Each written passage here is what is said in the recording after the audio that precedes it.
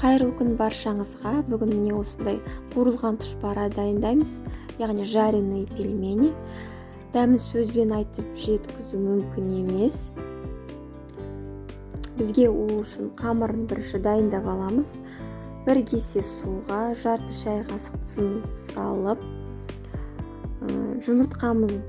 бір жұмыртқамызды салып, одан кейін үстіне ұнымызды салып, жақсылап қамыр елеп аламыз. Қамырымызды 15-20 минутқа қоя тұрамыз.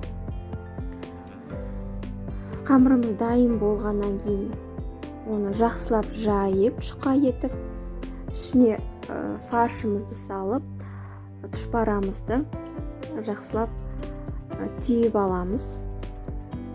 Алдын ала қуырылған, қызып тұрған майға тұшпарамызды жақсылап қуырып аламыз. Үстін астын ауыстырып, қызарғанша қуырамыз.